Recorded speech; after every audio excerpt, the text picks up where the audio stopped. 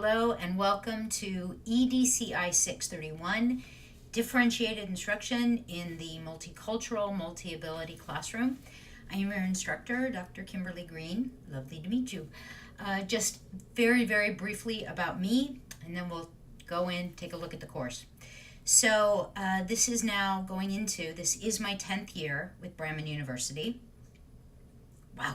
I started back when it was Chapman University College. Before teaching for Chapman Bremen, I was an adjunct at Pepperdine University, where I got my doctorate in educational technology and leadership. I used to be a classroom teacher. I used to be a studio teacher. I've taught everything from mommy and me to working with someone the day they took their GED, community college, undergrad, grad, doctoral level. So I've worked with many different levels of learner, age of learner, the whole 9 yards. I love this course. I originally was involved in the designing of it, and now I am the course custodian for it. So when I tell you that the course at a glance and the whole of the course, it is a living course, and I may make changes as we go to ensure that it is truly serving the needs of us, our group of learners. I mean it. I'm very comfortable, flexible, fluid. The curriculum and the learning experience has to serve the learners. Yes, we have a PLO, a major goal that we're working towards, demonstrating mastery of summatively toward the end of the course, but everything we do needs to be on that pathway towards such mastery. Okay, so if things aren't working, if we need to slow down, if we need to go on a tangent, okay, we will go there, but let's be mindful about it. All right, so if we go somewhere and I start to pull it back in, please don't feel that I'm walking some lockstep path. I am truly aware of where we need to be at the end, and then if I need to modify the journey to get there, well, it is what it is. And that is my philosophy of differentiating instruction. By the end of this course, you should be able to articulate your own. And if you believe you have one now, great. It's a starting place. You're not done. This is very much a mindful, process-oriented course. You need to engage. You need to engage meaningfully across each week. I'll say this when we get to the course walkthrough itself, but I'm saying it now as well. I have 8 weeks to guide your journey through empowering you affectively, emotions and values, behaviorally, actions, choices, and cognitively, intelligence, through your head, your heart, and your hands. I take that very seriously. Now, with that said, I like to smile. I like to joke. Please do not mistake jokes or humor that I bring in the class for glibness. I am a huge proponent of Seymour Papert out of MIT, who talks about hard fun. We will work hard. I will work hard. I will give you as much feedback as I humanly can. I will support you in every way I can to ensure that, again, everything you're experiencing is meaningful and powerful and useful. It won't always be fun, but please recognize that the fun isn't woohoo, Disneyland, but the fun is, yes, I'm learning. Okay, this is frustrating because it's not coming easy, but I recognize I'm learning, and that is meaningful to me as a professional, as an individual. I have a professor a million years ago who used to do this exercise at the beginning of class where everybody would clap their hands and then clasp their hands together. And he would say, look at your hands. Which thumb do you have on top? Okay, now, I want you to clasp your hands together again, but change to make sure your other thumb is on top. Now look at your hands, and how does it feel? It feels a little weird, doesn't it? It's a little uncomfortable. That's how you probably will feel throughout this class. It's a little weird. It's a little uncomfortable. We'll be looking at the concept of differentiating instruction, differentiating the way we design our classes, our curriculum, our learning, to ensure that we're meeting the needs of all of our students, because it's not about teaching to the center. It's not that there is one way of learning and doing and being and thinking. But unfortunately, because most of our schools today are created and have been since the 40s, 50s, on the Industrial Revolution model, efficiency. You know, efficiency in the business world means something very different than it does in education, and that's been lost in translation. So we're going to work on that. And it doesn't just mean one thing. It doesn't just mean people, kids, learners of all ages for whom English is not their first language, or those who have an identified learning issue. It means gifted learners as well. It means cultural. It means gender. It means preferred learning style. Differentiated instruction is a philosophy. It is not a strategy or a set of strategies. I was talking about this just with my other class in Curriculum Design, EDU 609, which I assume most of you have taken. Yes. And there is this sense, overriding sense, because of the way most of us were taught, that there is this one way of learning, and all right, if I have to modify it for that kid or if I have to change it for that person, it's like an add-on. This is not an add-on. This is an integral part of your learning, teaching, educational philosophy. So that's a pretty big goal for me to ensure you could say something parallel to that in your own terms by the end of 8 weeks. But I'm here, and I won't give up. Okay? So it'll be hard fun. It'll be a little uncomfortable. We have to be open to addressing our own biases along the way. Maybe what some of us will recognize is areas of our own weakness that we don't even recognizing we are compensating for or overcompensating for by focusing only on something else. That's a journey of self-discovery. So you've got to be present, you've got to be mindful, and you've got to be open. Okay?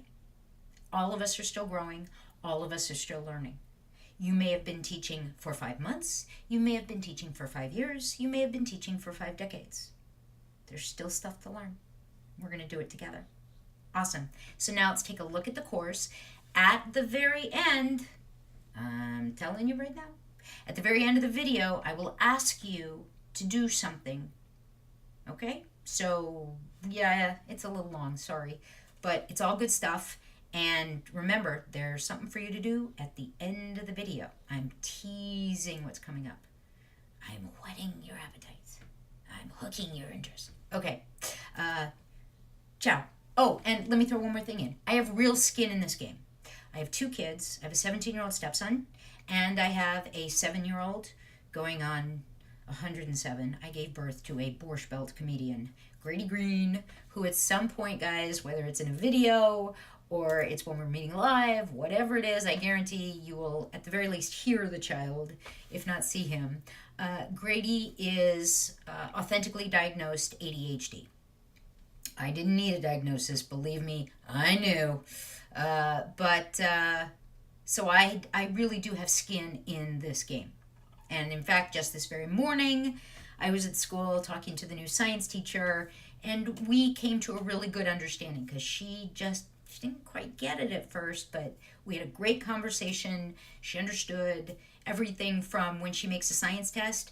Please don't put so many things on the paper. Spread it out a little bit, okay? Don't scare the eyeball when it first takes a look so that immediately, affectively, you've lost 25 to 30% of your students who turn around and go, bleh, and then they start looking at the test, okay? I'm done. Let's go take a look at the class. So when you enter the class, you always land on the announcements page. Now, yes, I do always email out our announcements as well, but please, just as a safety net, always check the announcements when you log in. They will be the most recent at the top, and they'll work their way down. If there's anything I post in an announcement, it never goes away. You'll always be able to scroll down and get it. So then if we go through the course, we start with start here, because you're supposed to start here. Those of you who've taken multiple courses, especially recently, will probably be like, it's just boilerplate stuff, blah, blah, blah. But, my friends, if I may point out, Adobe Connect, okay, please, if you're not comfortable, go through it. You will be meeting with a team at least 2 times, if not more. APA guidelines. My friends, you have a huge paper in this class. The signature assignment, which is due in week 7, is a paper. It's based upon the work that you do as an individual working collaboratively with a group in the lesson study, but when push comes to shove, the authentic demonstration of mastery of the heart and soul of this course is a paper. And so here are the APA guidelines. We're going to go look at that rubric, so hang on there. If anyone has any reason to, please reach out to the Office of Disability Services before the class starts or immediately when the class starts. I need official permission to make any accommodations, okay? You can't just let me know. I need something official. And additional student resources, but do go through Start Here. But the heart and soul, if you will, of this course is found inside course information. Here's my bio. This is where you found this movie. Please do read it, especially the expectations. Here's our syllabus. Please do download that and go through it. Course at a glance. This is the document you need to keep near and dear to your heart. It is a breakout of all the work, how it is scaffolded, chunked out across the weeks. Now, you will notice, trying to walk the talk as much as is humanly possible, that activities folder is a kind of blue and assignments folder is a kind of purple. Well, inside the shell, inside our weeks, I have modeled that, recognizing that for some people, color is one of those things that really draws their eye. So you'll notice learning activities is always more of a blue color, assignments is more of a purple. Those are kind of close. Let's change that, shall we? And this is one thing I want you guys to recognize. I really do try and walk the talk. There is no such thing as done, as in, well, I built it, there it is, it's done, it cannot be modified, so if there's a problem, it's the student's problem. No. As the teacher, my philosophy of education and my philosophy of serving you and my philosophy of differentiated instruction is recognizing that it is just a part of my responsibility as an educator. So I will continuously be making small tweaks when I recognize, yeah, that's a much better blue. Okay, so my point is, guys, you will notice throughout this course, I will be calling things out when I do them where they specifically relate to ensuring that the design and my facilitation truly is designed with universal design in mind. You'll notice none of the headings in our class are ever going to be red. As much as is humanly possible, occasionally everybody messes up, I will never put red text on a white page. That cannot be read by someone who is colorblind. Same with green. Green on white text cannot be read. So you will never see a document unless I've messed up, I was in a hurry, and if I do, call me on it. That's what peers do. Hey, oops, little issue there. You'll never see red on white or green on white.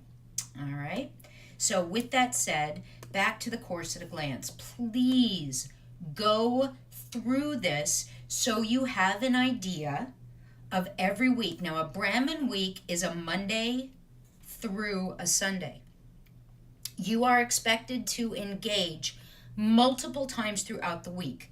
This is not a course you can be successful in if you think you can log in on a Sunday and do your 5.5 to 8, sometimes 9 hours of work. You will not be successful. There is absolutely no way. And best practices for adult learners is smaller chunks of engagement across time on a regular, consistent basis. That affords more transferability of what you're studying and thinking about and reflecting upon into your real world practice. All right? No cram sessions. Please, please, please. Particularly when it comes to our threaded discussions. We have a threaded discussion every week. These are strongly constructivist oriented. Constructivism, V is for verbal, Vygotsky. Language is our Language is our greatest learning tool.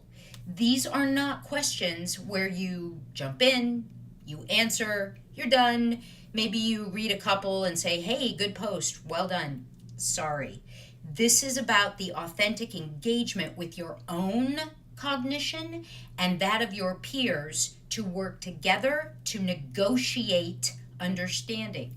This is about debate and dialogue, bringing in outside resources to further our thinking and open up our paradigms in an effort to empower us all to think differently, to value different things, which then empowers us to act differently, to make different decisions. Your affective, your behavioral, and your cognitive, all right? So your first post is due by Wednesday night. Now, please, Wednesday night means before you go to bed. If it's 2 a.m. on a Thursday and you get it in, fine. The point is your first post is due on Wednesday night so that Thursday, Friday, Saturday, Sunday, you can come back in at least 2 more times. We're shooting for 3 days across the whole of the week. You want 3 different days to authentically engage in dialogue. This is not about a monologue. It is an asynchronous conversation in the process of creating deeper learning. Okay? If you have any questions, I'm happy to discuss it.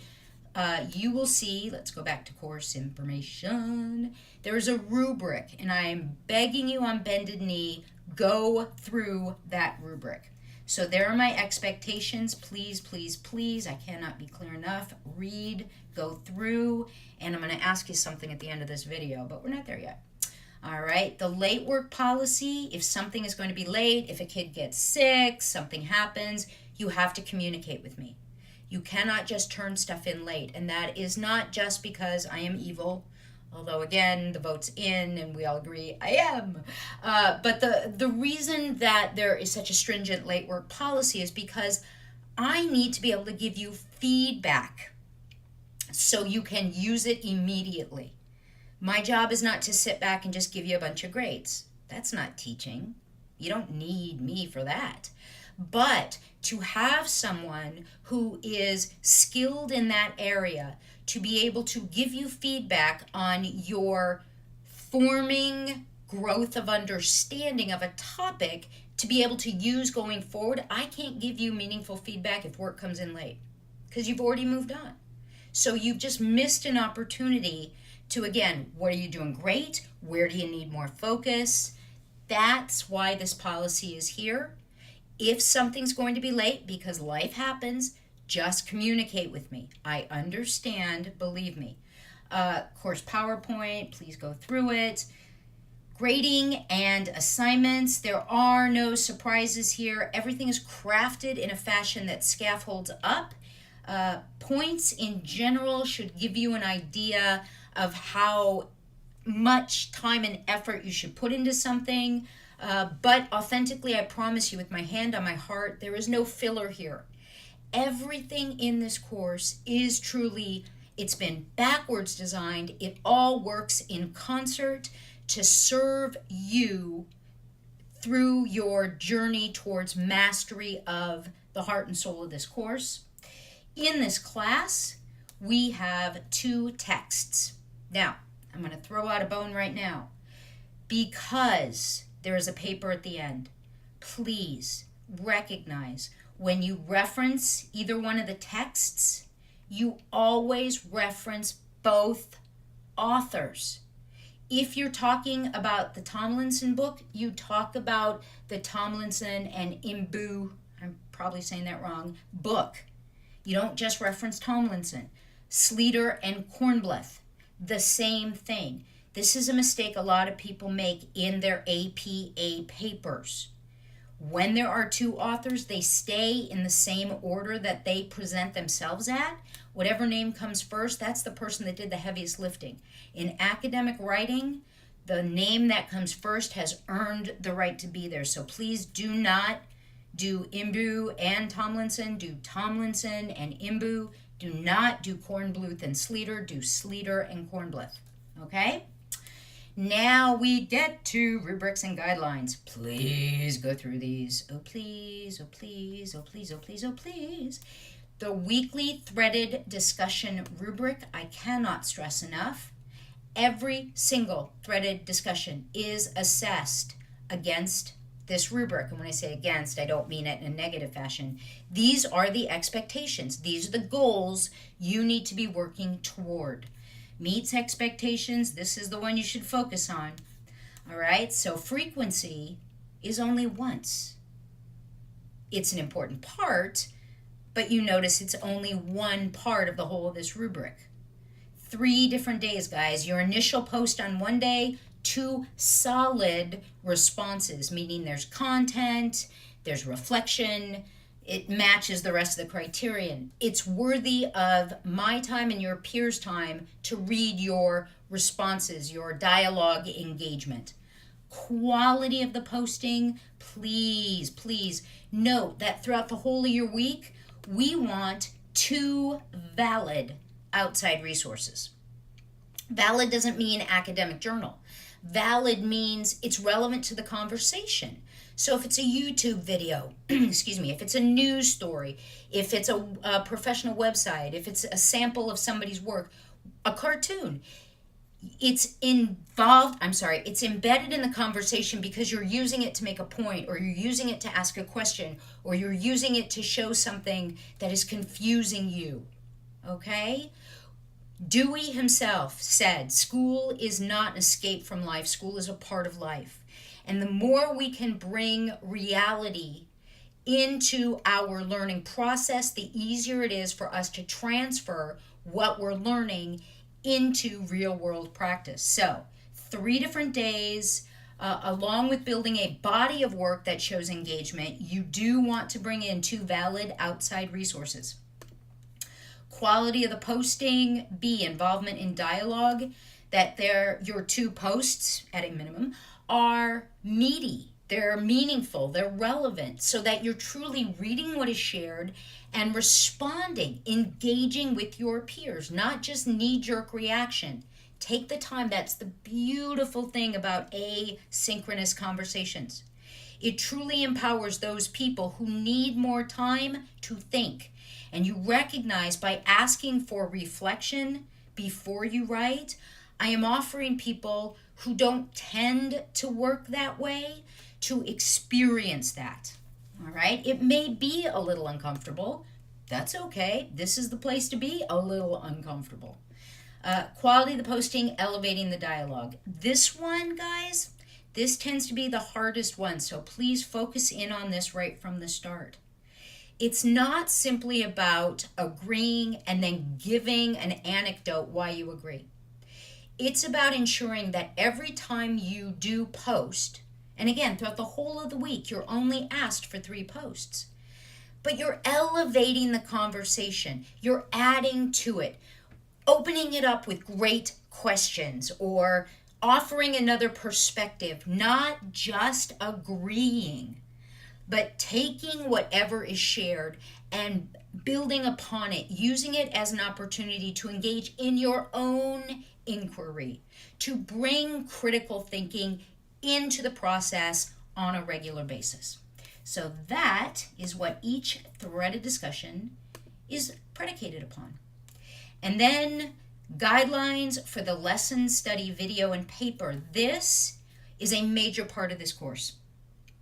You will be assigned a group, and that group will be assigned based upon some of the work you do in week 1 to give me an idea of who's teaching, what different audience of learners: special ed, elementary, math teachers, higher ed, community college, whatever. I try to group like people because you'll be working with your team to craft a lesson. Now, it doesn't have to be the same. It's easier if it is, but each one of you will craft your own lesson based upon parallel concepts.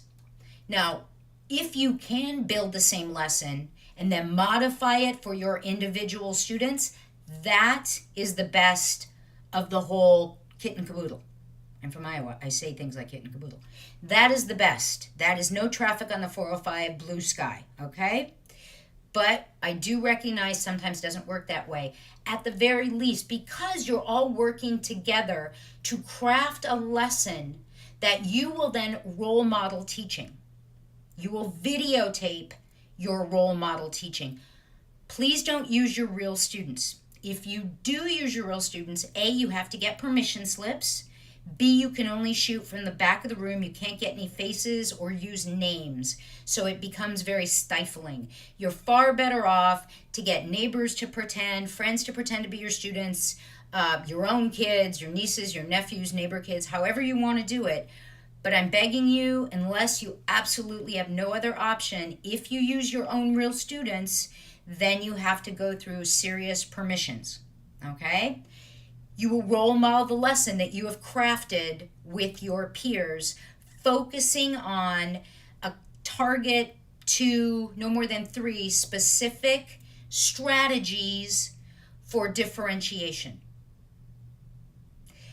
After you do that, you will share it with your peers, get feedback, and then the signature assignment is a paper you write about the experience. Got it? So you have to be very invested, fully engaged in the whole of the lesson study experience to truly be able to rock this paper. The different components, there's an introduction and a rationale. Please, please, please read this. Use this as your guide. When you write your paper, use this as your outline. It's here to serve you, not to confuse you or confound you or scare you. A well-written rubric is, if you will, your key to the kingdom. It tells you what needs to be in the paper, but it's up to you to craft it about your own experience. Fill it with your affective and behavioral and cognitive understandings. So there is an introduction, the rationale. There is a discussion of the process of crafting the lesson in and of itself. And again, you must engage with your team. Show strong evidence of support and collaboration. Then the lesson plan in and of itself. Okay? So yes, you will be turning in a lesson plan. You are allowed to use any format you want. I'm not telling you. If you've done 609, you use backwards design, that's great. If you do Madeline Hunter, that's great. Whatever it is that you want to do, you do have to turn in a lesson plan. Reflection on the success of the lesson and discussion of feedback from your team and proposed modifications. Excuse me. Guys, recognize these are all the things you have to have in your paper. So be mindful as you're actually doing the work. When you're giving feedback to your peers, recognize it is truly meaningful. It is a part of the signature assignment. Why? Because it's best practices out in the real world. And then quality of the writing and organization, APA, guys, APA. If you're in this class, you should have already taken 600. If you need a refresher, there's OWL. There's the paint, plagiarism and academic integrity interactive tutorial. There's tons of resources, okay? So please, this is an important part of being a master's student. You have to have a solid base. You don't need to memorize all the insanity that goes with this and that, but the base. How do you cite in your paper? How do you cite on a reference page? These are things that you must be able to do out in the real world as someone who has earned a master's degree. Okay? If you're going for a grant, if you're turning in a writing sample, if you're preparing a presentation, any of this stuff, this is real world stuff, not just academic hoops to jump through. All right. In this class, you have several mini papers that you then meld together for what actually becomes your midterm. The guidelines are here. It's broken out throughout your weeks. Okay. And then, excuse me, your culmination project. The signature assignment paper is due in week 7. The culmination project, where you really pull everything together and have an artifact that is transportable and easily shared, and hopefully something you can share at your school site, you could present at a conference. This is a real tangible takeaway, is a Prezi that represents your big picture philosophy of differentiation, differentiated instruction, your philosophy. This can either be done in groups of 2 or 3. We'll get to that later, but this is in week 7. All right, so let's go back up. Start here, course information, our various weeks. Again, a Brahmin week is a Monday through a Sunday. There's the link to live text. That is where your signature assignment, the week 7 paper, gets turned in. Here is the link to my virtual office. I hold office hours every Monday. There's my office. If you ever want to meet with me, you are more than welcome to. The lesson study wiki. Again, you will be assigned groups. And I'm building a new video on this, so there'll be a more specific video going, again, through the rubric, through all the different expectations. Take a look at it now so you know where this journey is going to. But please don't start this yet. Let's get our shared base of understanding before we go any further. But take a gander so you have an idea. And the video is coming. Like I said, I'm rebuilding it. I looked at the old one and went, yeah, not that great. All kinds of information in here. I don't know if anyone in this group has ever done a lesson study before. It is very powerful. I've done it myself a couple of times. On one hand, it's a little painful when you see yourself on video, but actually capturing your practice is very, very empowering. All right. Each group will get their own lesson study wiki to work in. Each wiki is built out for you. You will need to arrange with your groups when you will meet, because you all need to meet once in week 4, once in week 5. You don't have to meet in week 6. Some people like to, some people don't. But each week is broken out individually for a reason. All right? To ensure you're moving forward in your process, to ensure continuous engagement, to empower you to really apply the various things we're talking about and studying and exploring and deconstructing and reconstructing. Okay? So there is method to all the madness you will be experiencing. Move that over, please. That's lesson study, Prezi presentation. This is for the week 8. All right. There's a lot of information here. Again, please don't start working on it yet. There is a guide every week. You'll see things for your Prezi presentation. You'll be putting together, if you will, a digital glossary for yourself. Using your own language, please. Make this something where the words, the nomenclature becomes more meaningful because you're writing down your understanding of terminology in your own words. Don't just cite from references. That gets really old and it doesn't demonstrate real learning. Vygotsky, use your own language. Take that extra moment to be mindful. There's our discussion board. Every week, please, please, please write in your authentic voice. Yes, be kind and professional and follow netiquette, but write in prose. Okay? This is not the same kind of formal academic writing that we want in our paper. This is peers. This is peers. sitting around the virtual table, truly hashing out ideas, deconstructing, reconstructing, working together, debating. I disagree because here's another way of thinking about it. Wait a minute, that doesn't make sense to me. Speak English, okay? Don't get crazy. Don't stifle yourself from truly being able to engage by feeling like you have to use overly formal language. Tools, if you need to email people, email is here. Donde está? There it is. Send an email right there. All right. If you need to email your peers, your buds, link to the library, help.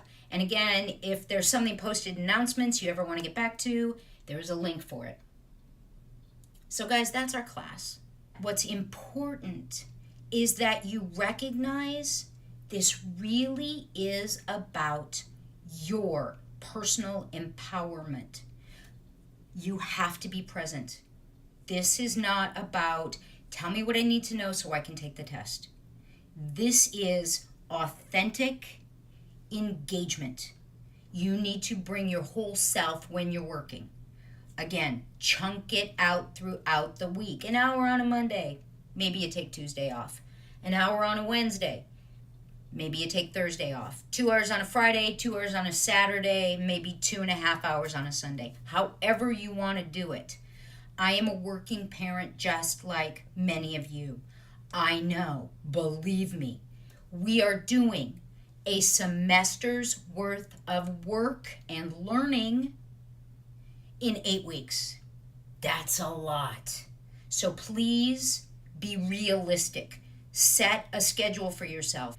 My goal is authentically to change the way you feel and value the concept of differentiated instruction, to think about different concepts related to that differently, and to then empower you with that to act differently, to speak differently. I've only got 8 weeks to change your head, your heart, and your hands. And remember, I said there'd be something I'd ask you at the end of this video, and here it is.